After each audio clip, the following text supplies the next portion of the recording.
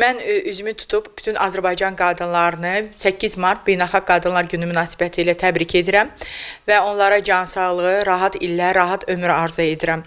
Bizim ağbirçək nənələrimiz milli dəyərlərimizə söykənən bütün ənənələrimizi növbəti nəslə çox uğurla ötürürlər və mən buradan da üzümü tutub həmin ağbirçəklərimizi, nənələrimizi təbrik eləyirəm. Gənc qızlarımızı isə öz qızımın timsalında, onların təhsilində uğurlar arzu eləyirəm. Və mən qadınlarımızı bir pedaqoq kimi, bir şəhid xanımı kimi təbrik etmək istəyirəm. Bizim qadınlarımız Azərbaycan qadını ağıllı, savadlı, ailəsinə bağlı, sədaqətli, mərhəmətli bir qadın olaraq cəmiyyətdə tanınır. Və bugün Azərbaycan qadını bütün sahələrdə var. Mədəniyyət sahəmizdə, təhsil sahəmizdə, səhiyyə sahəmizdə, demək olar ki, bütün sahələrdə var.